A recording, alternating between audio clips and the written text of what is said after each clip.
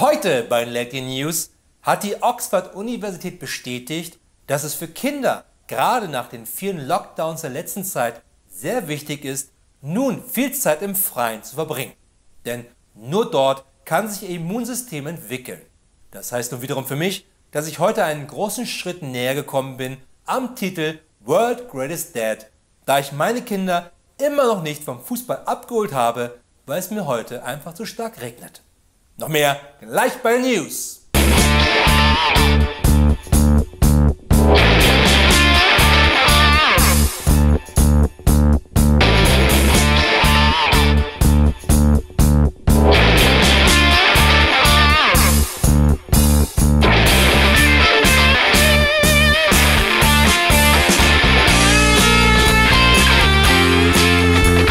Hier ist Berlin mit den aktuellen Leckie News aus dieser und der nächsten Welt. Natürlich auch heute Abend wie immer mit mir, Florian Streletz.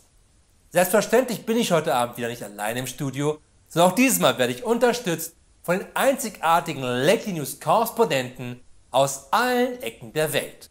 Ob aus New York, Sydney, Kapstadt oder wieder aus Bielefeld oder zumindest vielleicht. Aber kommen wir zuvorerst einmal zu den wichtigsten Nachrichten der Woche und schauen nach Berlin. Ich bin in meinem Leben nur einmal mehr oder weniger alkoholisiert Auto gefahren. Alleine die Fahrt nach Hause war für mich der blanke Horror. Dabei dauerte die nicht einmal 5 Kilometer und ich hatte vermutlich weniger als 0,3 Promille Intus. Aber es hat dafür gesorgt, dass ich seitdem, ich war damals um die 21, also vor weniger als 3 Jahren, nicht mehr alkoholisiert Auto gefahren bin, selbst wenn ich auch nur ein kleines Schlückchen zum Anstoßen getrunken hatte. Hätte sich daran auch eine 43-Jährige in Berlin Mitte gehalten, die Polizei hätte sie nicht mit 3,38 Promille am Steuer erwischt. Natürlich versuchte sich Franziska Giffey rauszureden, dass das nur amerikanisches Saufen war und nicht europäisches, weshalb das nicht zählt und dass sie als regierende Bürgermeisterin quasi über dem Gesetz steht. Schön zu sehen, dass sich Franziska Giffey doch so schnell in ihre Rolle als Bürgermeisterin von Berlin reingefunden hat. Währenddessen in Gießen.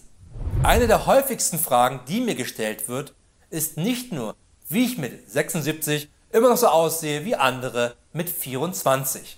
Also andere wie Keith Richards oder wie Keith Richards Vater. Sondern wie ich es immer schaffe, so brillante News zu finden, hier vorzutragen und dabei so frisch auszusehen. Das Geheimnis ist Radioaktivität. Seitdem ich als kleiner Junge in ein Becken mit Radioaktivität gefallen bin, läuft mein Leben strahlend. Und allein die Kosten, die ich an Strom spare, diese Studie zu beleuchten, summiert sich zu mindestens, wenn nicht sogar mehr als 2 Euro im Jahr. Haben oder nicht haben. Dachte sich vermutlich auch Kim Jong-un, als er mitbekam, dass ein Mann in Gießen in seiner eigenen Garage radioaktives Material entdeckte. Wie es dahin kam, konnte der Mann nicht klären. Aber der Besitzer, ein gewisser Thomas Sauerkraut aus Currywursthausen, hatte sich selbstverständlich sofort gemeldet, das umgehend nach Nordkorea mitzunehmen. Derweil in Exeter. Lange Zeit waren Videospiele mehr als verpönt und wurden gerne als Sündenböcke genommen, wenn irgendein bescheuerter Idiot in den USA um sich schoss. Dann waren es meistens die bösen Killerspiele und nicht die Tatsache, dass auf jeden Amerikaner, egal ob Baby oder Opa, 3 Waffen kommen. Und dabei fast ein Drittel der volljährigen Amerikaner überhaupt keine Waffen besitzt. Zum Glück ist das heute anders, außer der Tatsache, dass alleine Mario Kart im Jahr rund 1000 Jugendliche aus Frust über diese scheiß roten Schildkrötenpanzer sich dem IS anschließen. Aber das ist ein anderes, von Nintendo gern verschwiegenes Geheimnis. Dass es aber auch anders geht, zeigt eine Studie zu Red Dead Redemption 2, nach der die Spieler durch das herausfordernde Gameplay sogar nach und nach intelligenter wurden. Leider nur nicht sozial kompatibler, weswegen diese Spieler auch weiterhin eine Freundin haben aus dem Internet, die aber noch nie einer gesehen hat, aber wirklich total real ist. Unterdessen in New Jersey.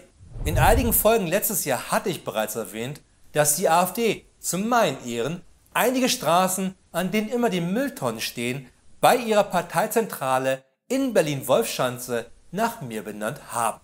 Leider kriegen sie das auch noch heute nicht wirklich richtig hin mit meinem Namen, also mit meinem Vornamen.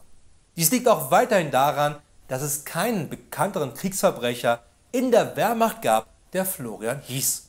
Oder geschweige denn einen Massenmörder in der SS. Jedenfalls wollte nun auch der Boss Bruce Springsteen nicht, dass etwas nach ihm in New Jersey benannt wurde. In dem Fall verständlich, weil es sich nicht um eine Brücke oder Grundschule handelte, sondern um eine abgehalfterte Raststätte entlang des Garden State Parkways. Wobei ich mir das Konzept auch in Deutschland vorstellen könnte. Alleine 3 Raststätten nach den Mitgliedern von Scooter zu benennen, würde Sinn machen, um einfach mal zu wissen, wer genau uns diese scheiß Musik eingebrockt hat. Aber schalten wir jetzt noch einmal schnell zum Wetter und unserem Wetterkorrespondenten Froschi Farblehre mit der aktuellen Wettervorhersage für die nächsten 3 Tage.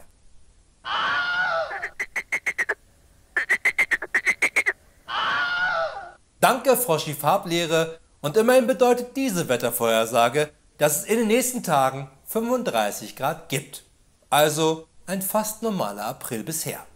Das waren die Late News, aber keine Sorge, wir sehen uns wieder am Dienstag dann zur Show. Und nicht vergessen, alles andere da draußen sind nur Fake News.